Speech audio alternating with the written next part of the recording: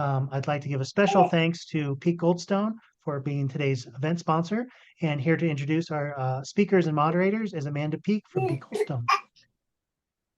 Yes, thank you, everyone. I think, as the title says, this is a long due conversation, and it also needs to be an active conversation ongoing. So I'm really happy we're having it.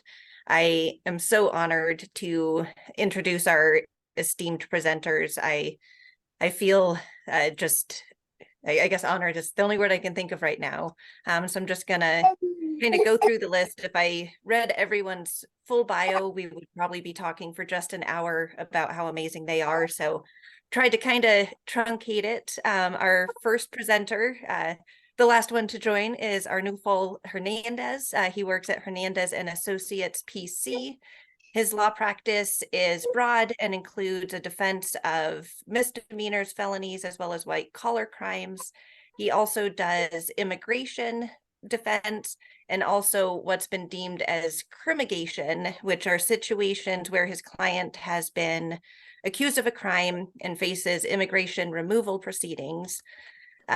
His background, he has been a leader in the Colorado legal community, has served in leadership positions on many boards. He is the current president of Region 13 of the Hispanic National Bar Association, which covers not only Colorado, but Kansas, Nebraska, and Wyoming. He is also past president of the Colorado Hispanic Bar Association and former chair of the National Hispanic Bar Association's immigration committees. Our next presenter, scan down on my list here, is Azra Taslimi.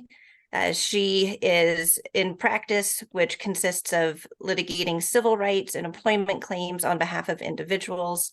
Her caseload involves representation of minors who have had their federal and constitutional rights violated at the hands of the state, individuals who were subject to excessive force, and employees who were discriminated or retaliated against.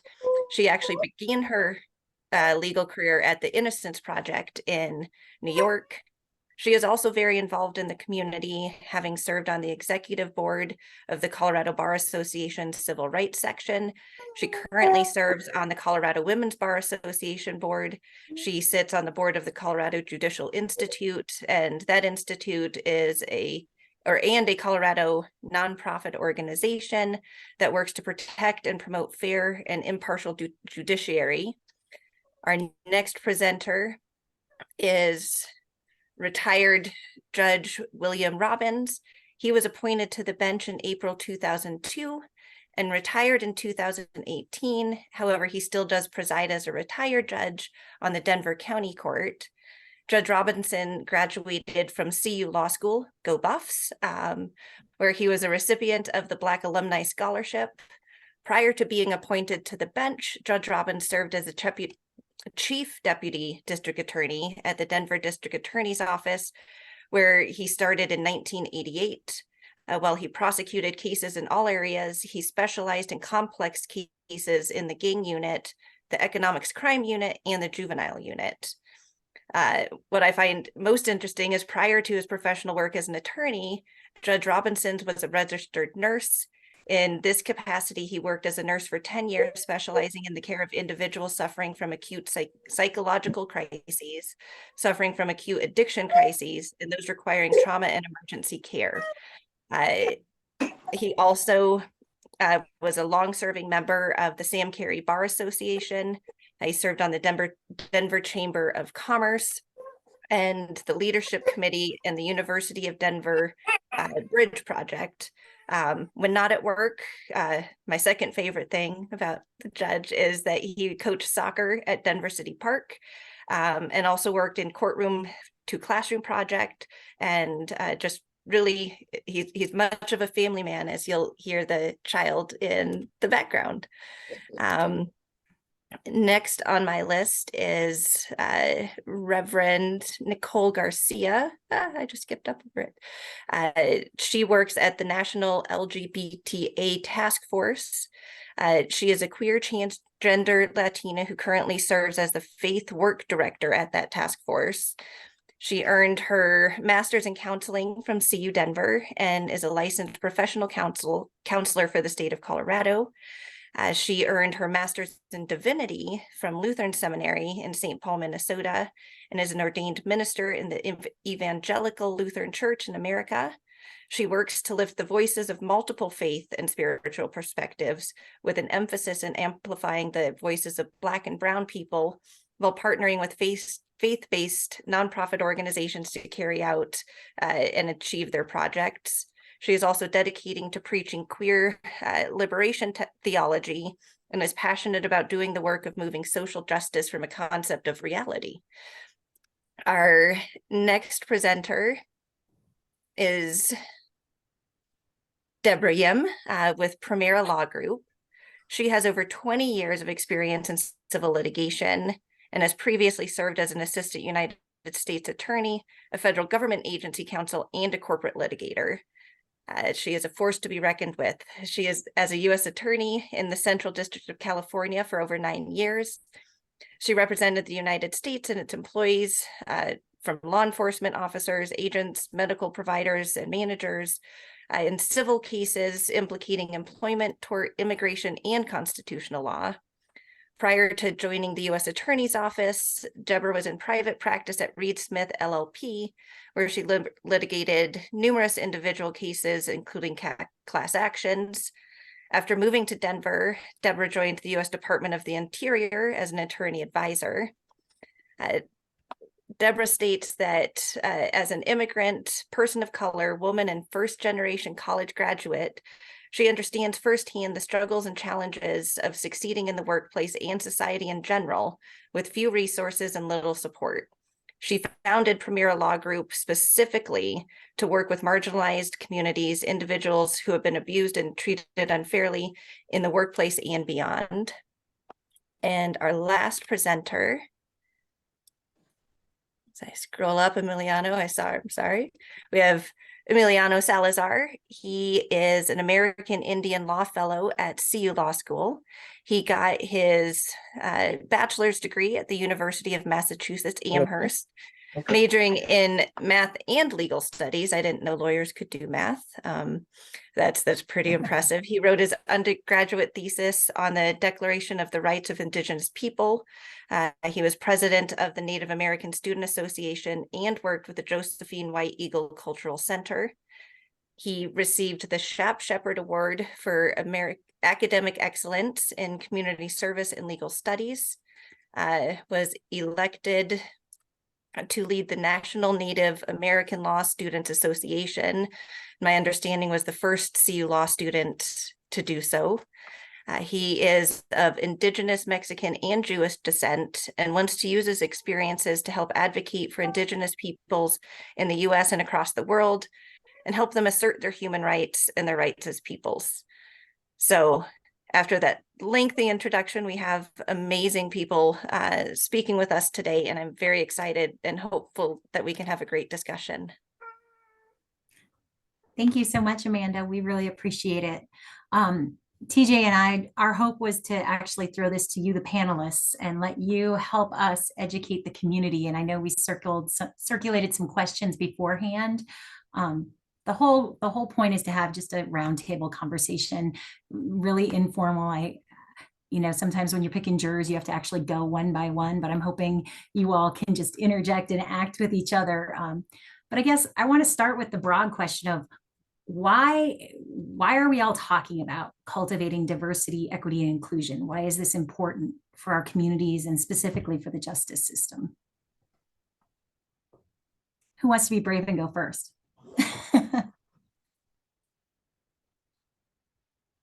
Arnulfo, you were last to the table. I'm going to throw it to you.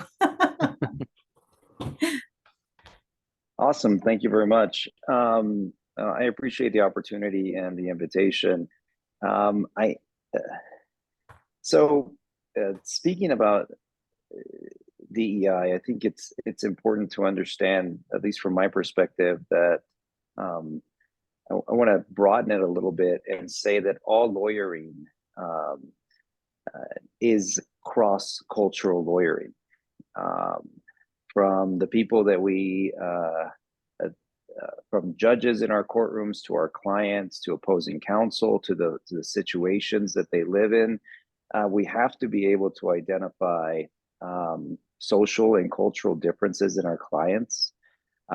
We have to be able to understand them and how those differences bear upon the representation that we provide them. And that kind of leads to where the discussion kind of needs to go, right? We have to be sensitive and pay attention to our own implicit biases. Obviously, if we know they exist, we have to put checks on ourselves, and we also our cognitive biases, because that may distort our understanding of their cultures, of their situations. What I have found most interesting in my practice is that I tend to be, for example, I tend to be very individualistic. I tend to be very straightforward. I tend to be very direct. And from a lot of my clients, they come from collective cultures. They come from cultures that are not used to that direct manner. They're used to their families making a decision. They're used to the community.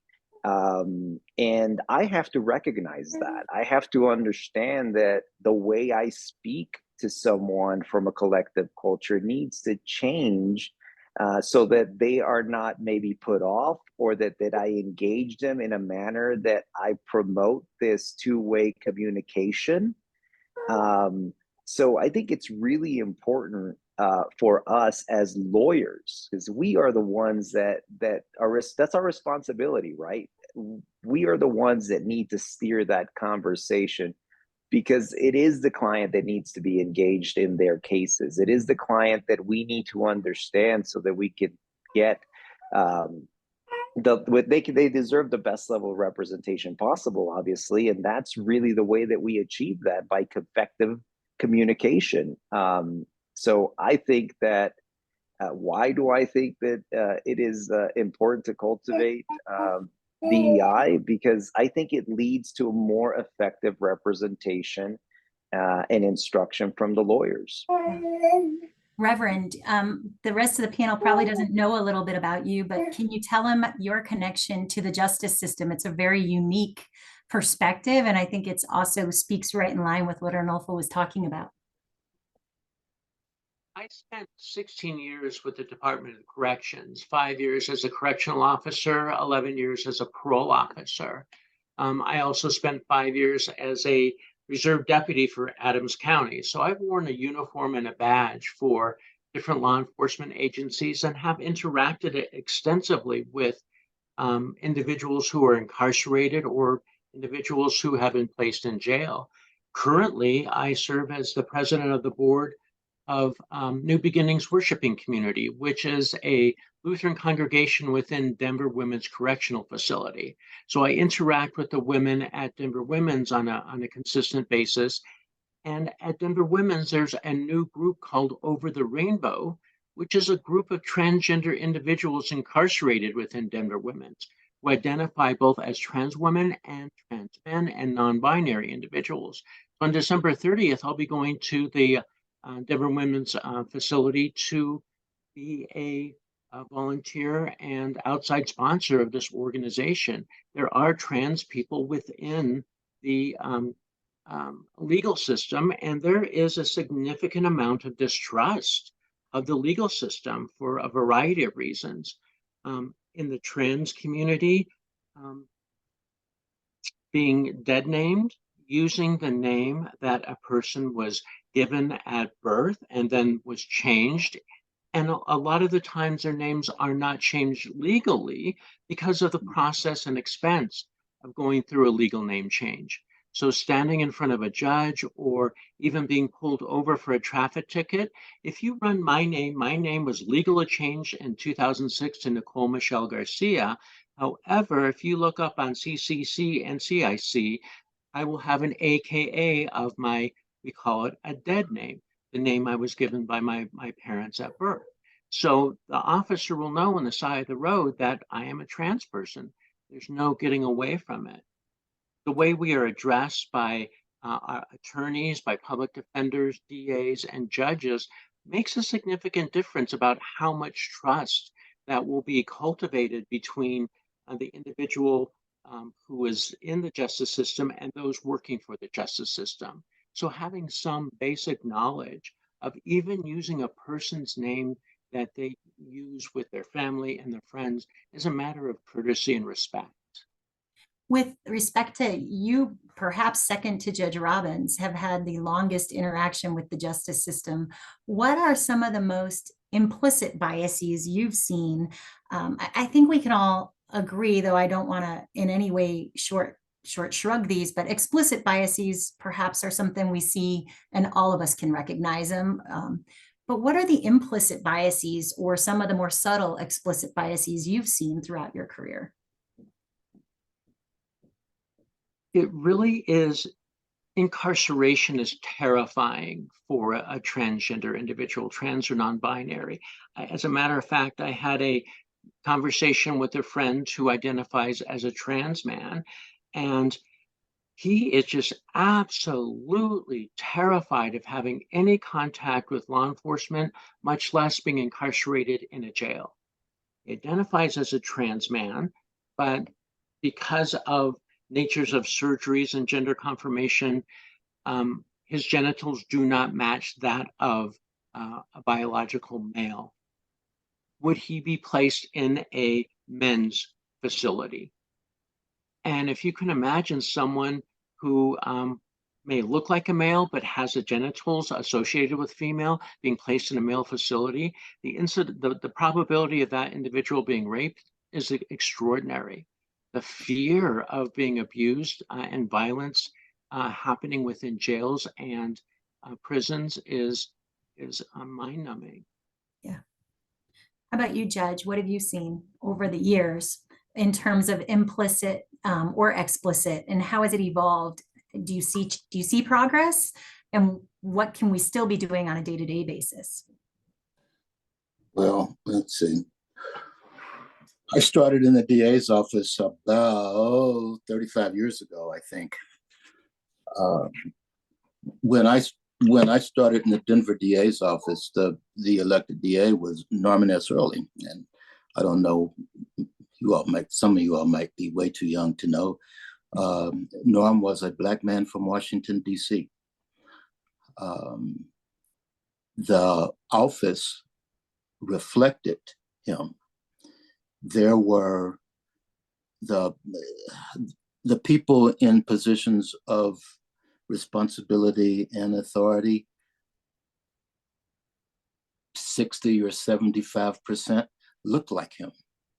There were women, there were plenty of women who were, in fact, my very first chief deputy was a woman named Bonnie Benedetti, who anybody who knows her like Shana just makes her smile. So as I was coming up as a lawyer, I had support from my institution that probably other people don't have, and I have to recognize that. Not only did I have that support from the agency, but the plain fact of the matter is, if you're the prosecutor in municipal court, county court, district court, pretty much wherever, if you're the prosecutor, you have powers and authority that the people that you work with just don't have. Most lawyers have sense enough to know, I think, to not get into any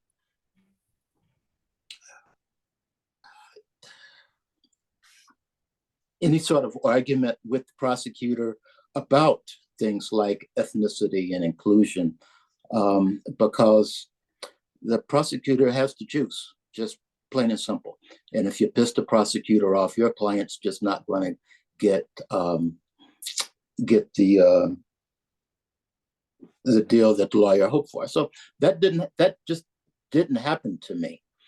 And of course, on the bench, well, I've been called all kinds of names. I've been called all kinds of names on the bench.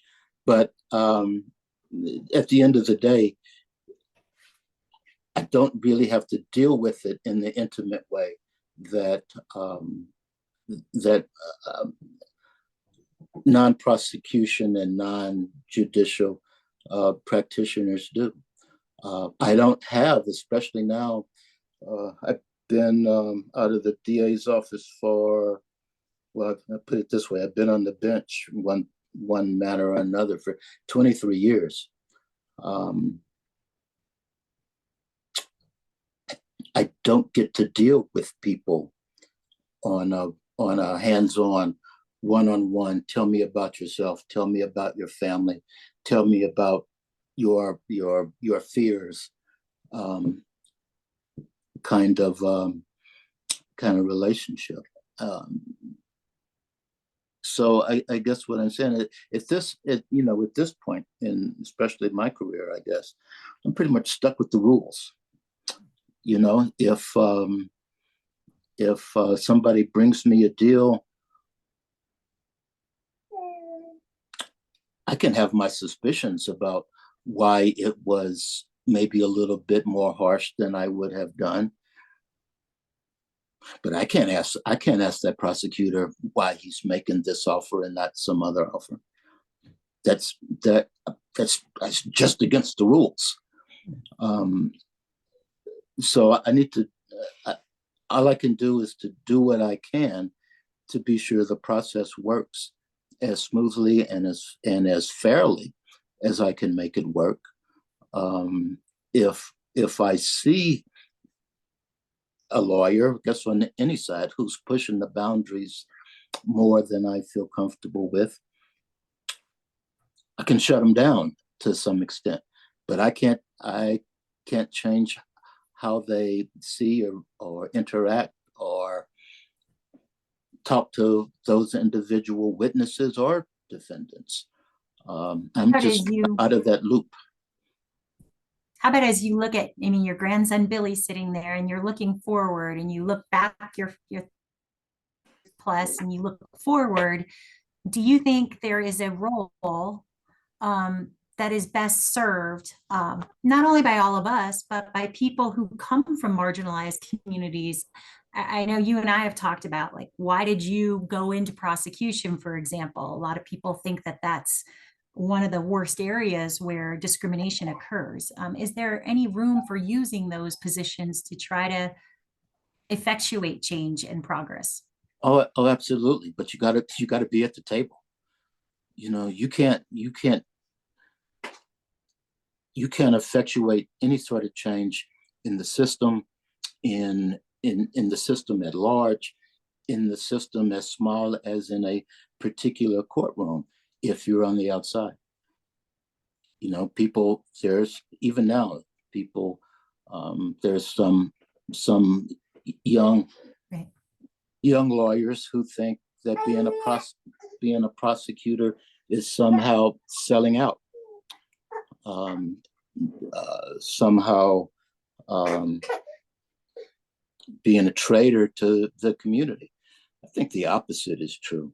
If you're going to if you think you want to make any sort of legitimate change, you got to do it from the inside. Now, being a prosecutor might not be very glamorous or to a lot of people, but that's where it starts. That's where fairness in a courtroom setting starts. Ezra, as you did the other side, you came from kind of growing up through the Defense and the Innocence Project system. What have you seen in terms of this implicit biases and your ability to effectuate change? Yeah, that's right. So I started after law school, I started at the Innocence Project, then I moved to the Public Defender's Office in New York, and then the public defender's office in New York. And, the way I see it, I think, DEI generally is applied for me, or the way I compartmentalize it, DEI is on two fronts, right? There's a personal and then a systemic. Personal, we understand it involves implicit, explicit bias. We as individuals impart on others. The systemic is a bit harder. And especially, on fronts like the justice system, because that is where inequity tends to be the most visible and obvious. And it starts with understanding and recognizing how our past decisions have had an impact on the legal framework that exists today, right? So for example, the war on drugs in the 80s and 90s, which led to mandatory minimum sentencing that disproportionately impacted Black and brown people. This perpetuated the bias that these communities are more likely to be involved in drug-related crimes, and it led to the mass incarceration of those communities. Or like the use of cash bail, right? Perpetuating bias against low-income defendants. So I think it's through DEI training and sustained efforts that we can start overcoming sort of this years of conditioning and bias that's been ingrained in the system. And I think that's why these efforts are essential for reshaping the legal mindset that attorneys work with. So as I said, I started my career as a public defender in New York over a decade ago. And I think the legal landscape back then was very different than what it is now. I think we've certainly gotten better.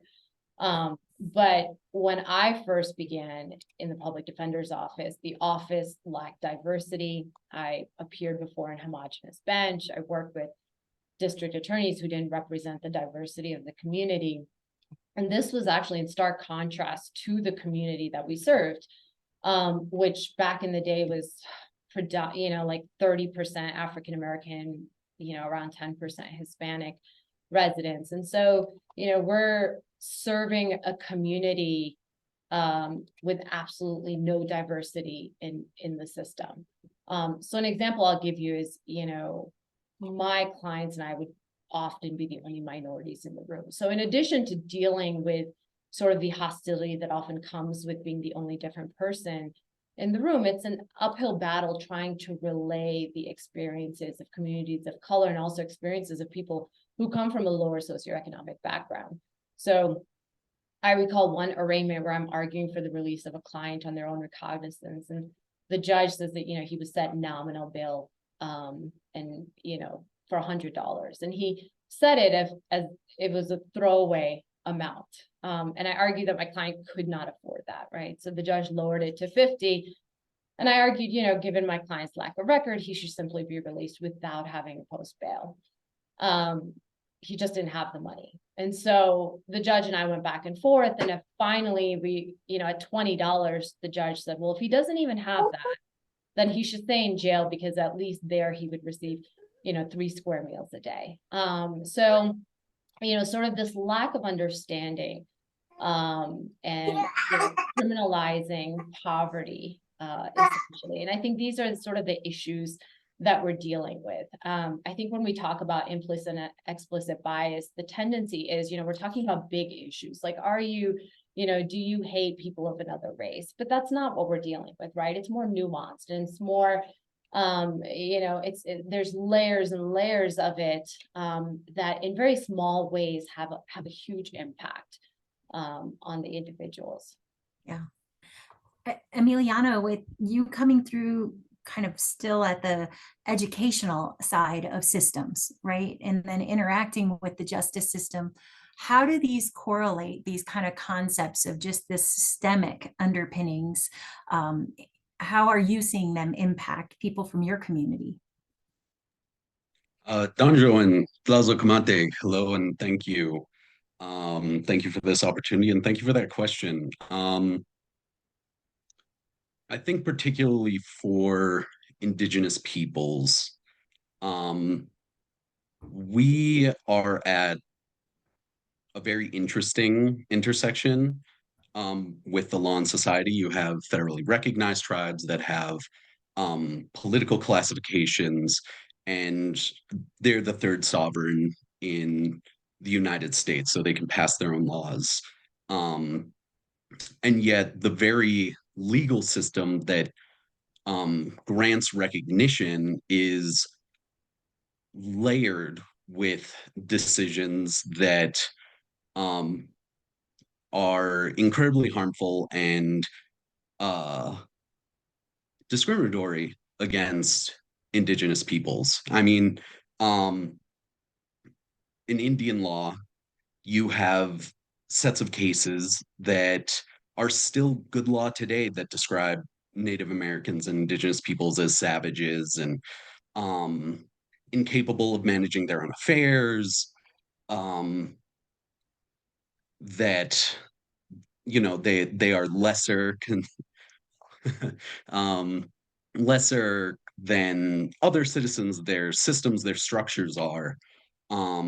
And those are some of the good cases. It would be like if a civil rights activist had to use Dred Scott because there's like a single line that recognizes Black people as humans, where Indian law, we use decisions that take away inherent sovereignty, but because they mentioned that Indian tribes are sovereign nations, like that's what we have to use. And I think particularly for Indigenous peoples, having that structure around them, protecting their rights, is incredibly harmful. And the history in Colorado as well that's coming out, we have different truth and reconciliation groups, boarding school investigations, treaty analyses, and you see even in this very state and in every single state in the country, we have those systemic issues and a distrust of the justice system from Indigenous peoples because of that way. It's alienating, it's dehumanizing, and those effects are still happening today. And so a lot of Indigenous peoples, especially Indian lawyers, we wrestle with that reality that the legal structures that grants us some rights have stripped away other rights. The language used in cases has been extremely harmful to our communities. And so I think educating people about that history, because we can't move forward and unless we really understand that history. So educating lawyers and judges about not just the cases and maybe their beneficial outcome, but the harmful dicta in there as well, I think is incredibly important. So I think that there's a lot of truth to that. And I think that's one of the things as systems and laws evolve, there is movement, but we're also bound by precedent. And sometimes we're citing to cases that in some ways are good for progress, but in other ways can be unintentionally very harmful and in some ways ripping open certain wounds. Deborah, I'm going to give you the really hard one, which is, so what do we do? We have conversations, right? We can talk, but to really effectuate change, what do we do? How do we make those next big steps? Thank you, Shana. It's an honor to be here with all of you today. That is a hard question. I think that, as legal professionals, we have a certain credibility and stature within our community. We have a lot of resources like our bar associations, nonprofits like CLI that will support us and do so when we do speak up and listen. I think it's very important that we speak up, especially in crowds where the audience might not be particularly friendly to us, but they're the ones who need to hear what we have to say. And so I think that's really important. I think that in addition to speaking up, I think that we need to be part of that change as well, and we need to identify concrete solutions. So an example from being from the Asian American community, and currently as the president of the Asian Pacific American Bar Association here in Colorado, we recognize that the Asian American community often feels unseen and unheard during the legal process. We're often viewed as, we talk about bias against Asian Americans, as the other, as a foreigner. There's many studies actually that show that Asian Americans do not do well as litigants or as attorneys in court, in the courtroom, because we still have that kind of inherent, that implicit bias of us as being the other. And so as a result of that, I think the Asian American community is very hesitant to get involved in the legal process. They are unlikely to appear before an Asian American judge. They don't see many Asian American attorneys. There's often a language barrier, and they often try to represent themselves, and it's very intimidating.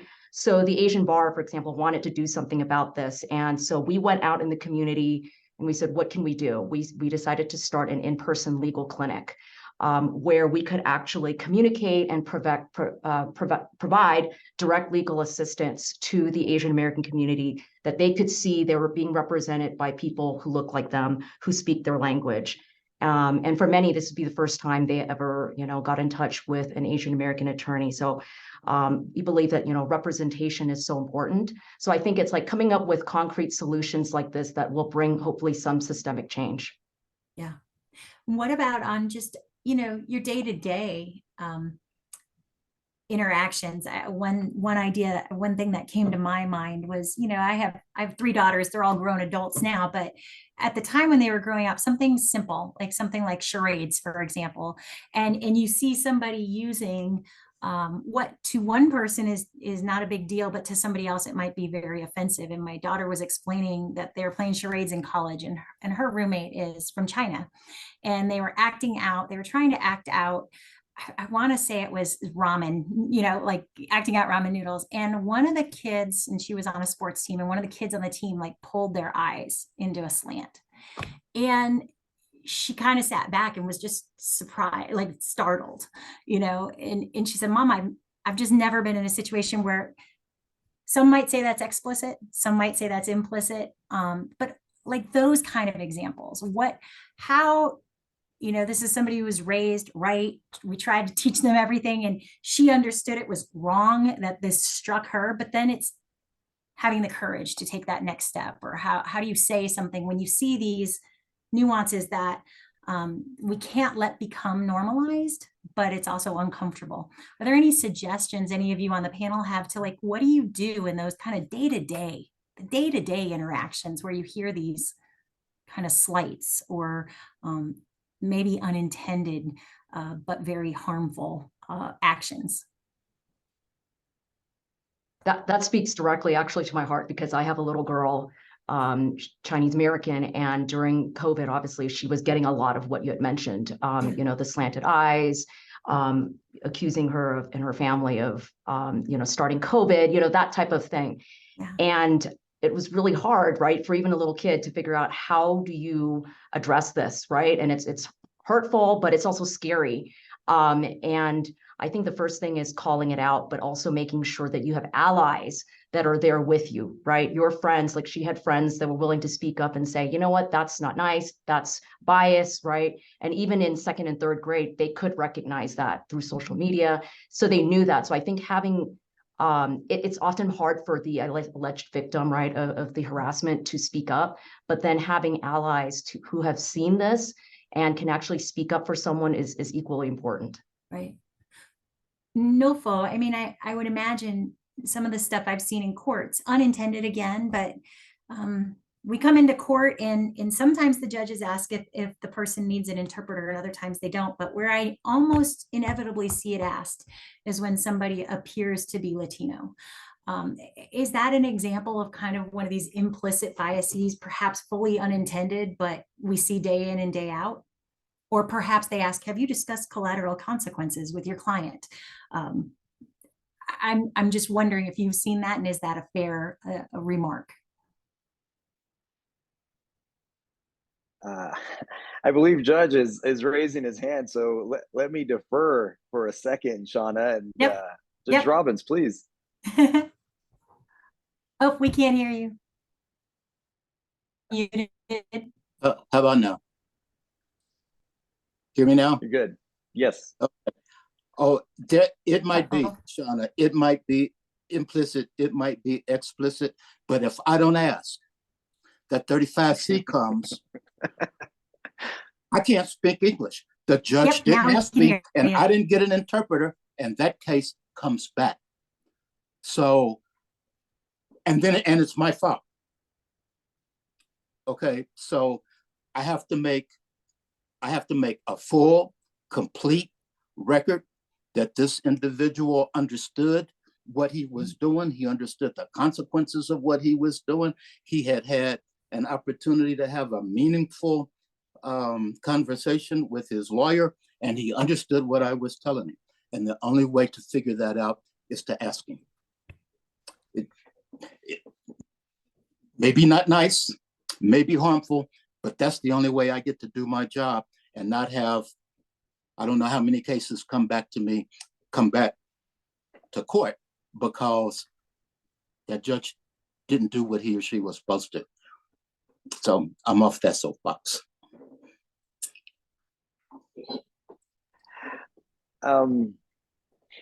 I think it's the manner in which you approach the inquiry that really gets to the heart of whether or not this is implicit or explicit, or what roles we have as judges or as lawyers when we're handling a case. I have been appearing in front of judges that do it very tactfully, do it across the board, that will ask a few leading questions just to make sure that we have discussed some collateral consequences, as you mentioned, and or whether the information in the Rule 11 was understood, was explained by the lawyer, and any questions answered.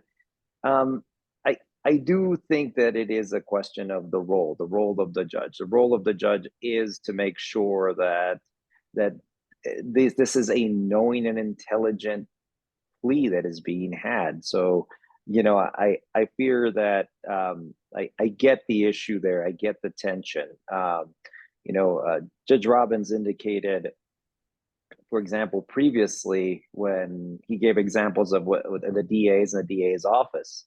It's interesting that when I started my practice, and this was more of a reddish state, more district attorneys were accusing my clients of being quote unquote delinquents or felons because they were in the country unlawfully, or now they did not know that. But their position, and of course I won't mention names or jurisdictions or anything like that, their position was, you're illegal, your client's illegal, and they're here in violation of our country's laws. Now, of course, when you start 2-3 strikes down, what does that mean for your client, right? And a lot of you that have a longer breadth of practice have seen this systemic change in a lot of jurisdictions where DA's offices are now taking the individual as an individual and not falling back to, this is the same offer we give everyone else, regardless of collateral consequences or not. And I don't want to focus on just immigration, because there's a slew of collateral consequences to any criminal conviction. We know that. But I think it's moving the conversation from this, when you mentioned your example in the previous question, Shana, from this kind of like unconscious incompetence, like people that fail to recognize that the words that they're using, the context is offensive or triggering, and changing that or moving that dialogue to what is conscious incompetence. That means I know that I shouldn't be asking this, right? I recognize that I have blundered.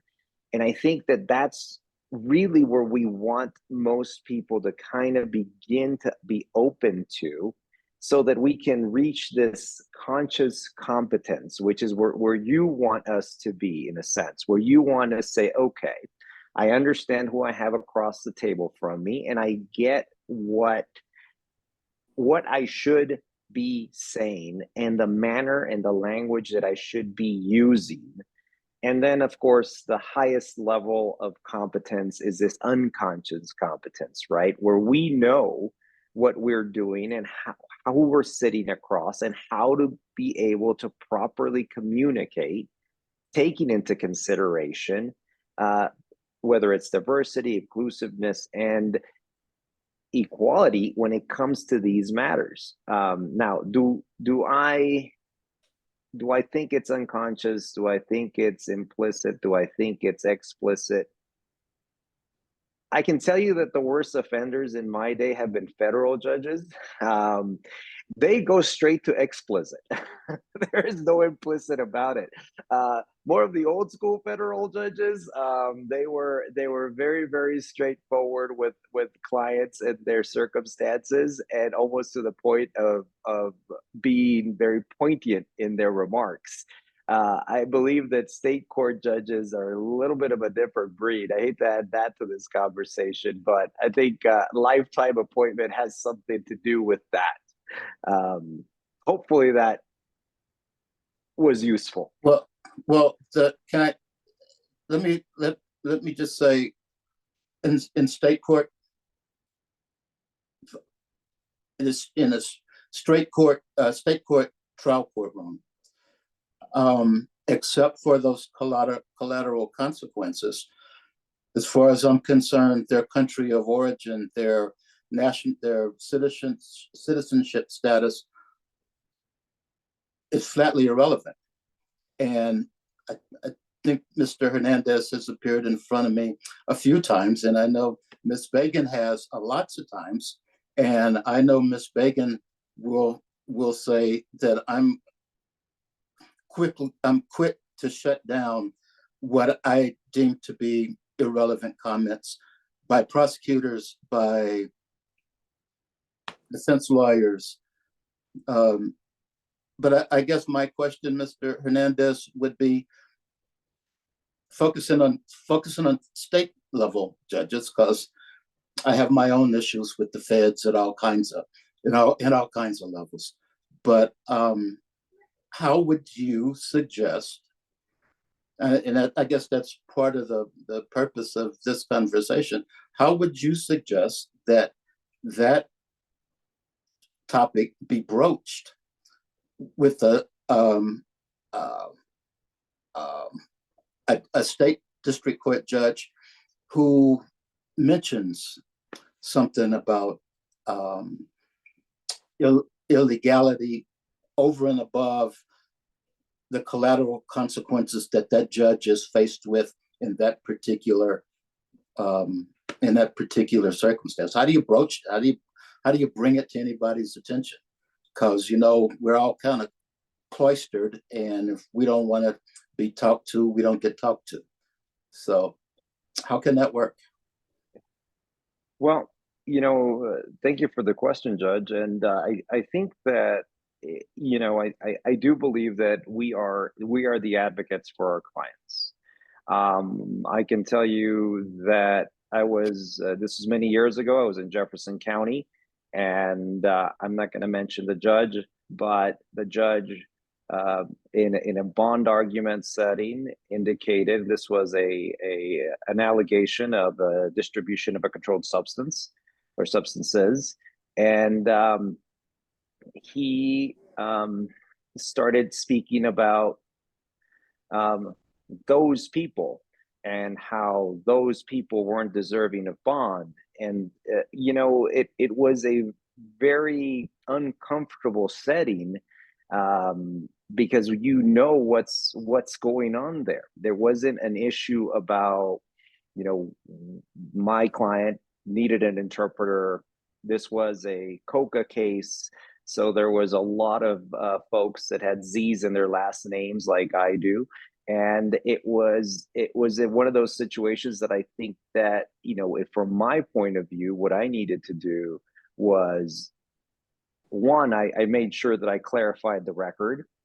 I made sure that I spoke and advocated for my client, but it's also a behind the doors thing. It's also about you, as it's been mentioned before, finding allies and finding ways for us to get to the people that need to know this isn't necessarily perceived as what it needs to be. And when somebody viewing that hearing, reading those transcripts, would clearly see that, wait, there's an issue here. This should be just about the defendant. Do you think it rises to the level of something that should be reported to the Judicial Disciplinary Commission? I think in cases it does. I have been again in drug cases. I remember a judge going off on a tangent saying, "You come into my country and deal this stuff," and then had other choice things to say. Yes, I think that is an issue. I think that, you know, there's a lot of issues with that statement. And again, it just depends on the context. Do I feel that in order to promote actual change, do we need education? Absolutely. We absolutely need education. We need to make sure that people have these conversations. In the same token, are there other issues where I have seen judges kind of toe that line but not cross it? Yeah, absolutely.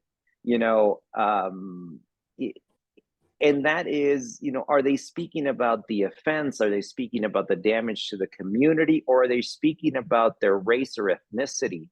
Where is that line? And I think that I'm always quick to defer to the judge. I think that I don't believe that judges put on that robe and become superheroes. I believe that we are all lawyers. I believe that this is a conversation that needs to be had. And in many cases, the problem with judges is that we put them in that position where we feel we cannot question their behavior. And I think that it is our duty to question that behavior if we feel that it crosses that line that flagrantly. But, I can tell you that, at least in my practice, though it's happened, it is in a relatively few cases to the cases that I have handled. And it What is about if it's in the middle, honestly Arnulfo? If it's in the middle, it's not as flagrant, it's not something you necessarily would report. Is that where you maybe go sit and have just an education or a roundtable with the whole bench, and just talk about things you're seeing? Is that a middle step that doesn't call somebody out directly, but talks about, what may be starting to occur without intention? Is that a safer but more useful discussion point to start? My approach has always been this, and maybe the panel can correct me, but my approach has been, when I find those issues and I think that they're either crossing the line or towing that line, that I immediately seek an ally. I immediately contact a member of the judiciary in that particular jurisdiction, and I say, "Hey, do you have a minute to chat? I want to just talk this out with you." And we talk off the record. And that's when, we kind of come to a decision as to, what, let me get you an audience with the chief judge. Let me get you an audience and we can talk it out. Because many times, what I don't want to do is jump to conclusions. Right. If it's something that judges are human. Maybe their willpower is low that day. Maybe they say something off the cuff. Maybe I misinterpret something. Maybe I mishear something. So I also want to give them the benefit of the doubt and to kind of get a sense of what's going on with them. But, do I think that there's some issues that should be broached? Absolutely. I mean, we're all human. We all make mistakes. We have to accept our mistakes and evolve from them, right? Yeah. I think as we get ready to wrap up, what I'd love is one concrete suggestion from each of you, and we can just go around the group of, today when you wake up, tomorrow when you wake up, when you go out to your office, when you're in traffic, whatever it is, what we can do looking forward. So let's just, Nicole, it's with you. We'll just work around. If you each can give us one idea looking forward, what we can do day in and day out.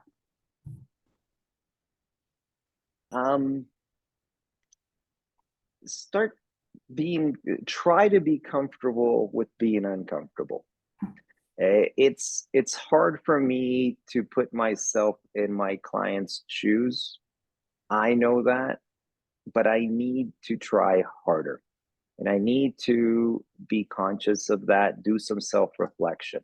So in my opinion, it is about self-reflection, and it's about us striving to live in the world that we all believe that we need to be living in.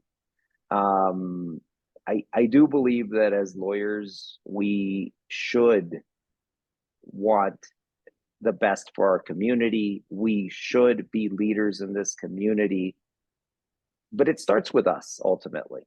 And it starts with us self-reflecting and saying, what can I do to be a better me so that I can be a better me for my clients? So, and I think that change starts there, because if I'm not ready to accept this change, I'm not going to be ready for somebody to tell me, you need to go to a DEI CLE. Yeah. Right? I'm going to reject that. I'm going to put walls. I'm going to avoid it. But if I can see that, you know what, this is actually going to make me a better person, it starts with self-reflection. Nicole, what do you think, Reverend? I agree with Mr. Hernandez. From the outside, you are officers of the court. You represent what justice should be. And I ask that you each strive to take the responsibility so seriously, because you don't just impact lives, you really change the course of lives. And the way you approach people makes a significant difference in individual lives. Emiliano? I think just having more compassion for people. I think in our society, we act as if compassion is some limited resource that we have to guard, when really it should be given as freely as we can. Having compassion for people's lived experiences, their families' lived experiences. We are in a field that relies so heavily on rules and the strict interpretation of rules that I think we can lose some of those soft skills like compassion, and understanding. And I think a justice system without compassion can't truly be a justice system. Azra? I share the sentiments that have already been made. Identifying and combating bias is a lifelong learning process, but I think the biggest thing we can do to identify and address bias is to seek feedback, be genuinely curious, look for your weak points, ask about them from people you trust, educate yourself as much as you can. And of course, if your social circle is limited, you may want to work on broadening that as well. It'll expose you to more diverse range of perspectives and experiences, and you'll gain better insight into your blind spots and biases. Yeah. Deborah? I would agree with what Azra said. I think that, this is a lifelong effort. It takes time, devotion of, many, many, many hours throughout your lifetime to get to where you want to be on DEI. But I think education is really important. Don't stop learning, reading. There's an implicit bias test that Harvard put out that I think everyone should do. Some people take it like once a month. I don't think that's necessary, but, certainly take it and read about implicit bias.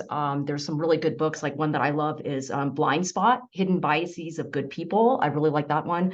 But I think what everybody else said as well, reflection on your, what stereotypes, prejudices, and discrimination.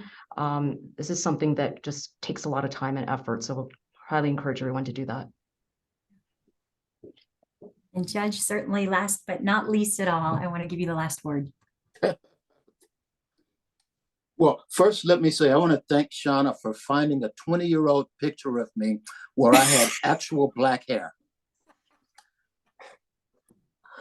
But beyond that, the question I asked Mr. Hernandez, it wasn't rhetorical. If you think the line has, I was on the Judicial Disciplinary Commission before I retired. If you think somebody's crossed the line, yell about it. And maybe your particular incident won't get the response from the commission that you thought was warranted or hoped for.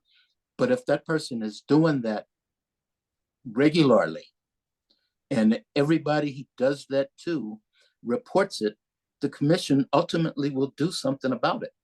Now, it might not be kicking them off the bench or disbarring them or anything like that, but they're going to bring them in and have a conversation with them and require some sort of education, counseling. But if it remains hidden, there's nothing the council can do.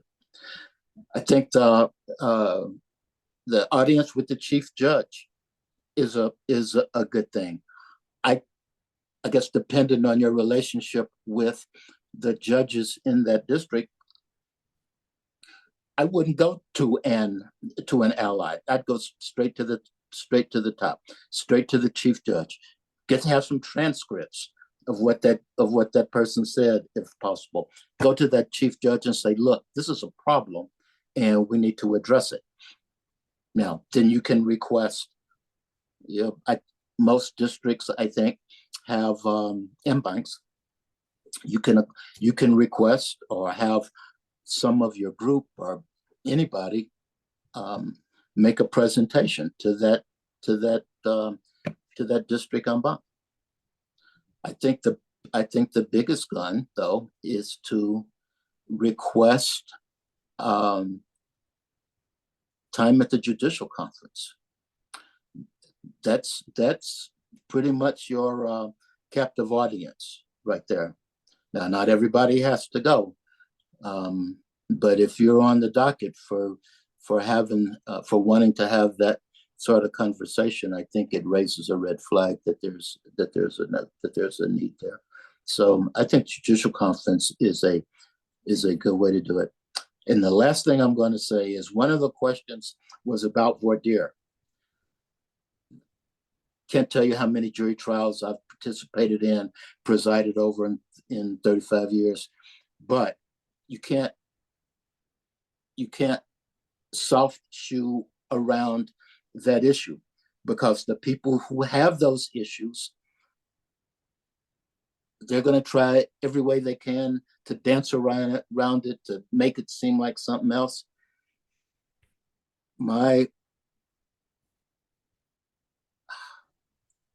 I think the best cure for that is requiring a direct answer to a direct question. And when you confront people who have those issues, they can't help themselves. They've got to vomit it out. They just cannot keep their mouths closed. But if what do you think about this? And what do you think about that? And they're going to tell you any kind of BS. But they can't stand to be challenged. And if you challenge them, they'll spit it out. So that's my 2 cents. I can't thank all of you enough. I know there's never enough time, and I know you're all very busy. I'm really, really proud that you were all willing to join us together and be so honest. And I would love to follow up again one day, individually or as a panel again. But thank you. Thank you all for your personal and your professional experiences and being willing to share with us. Bye. Thank you all. Appreciate you.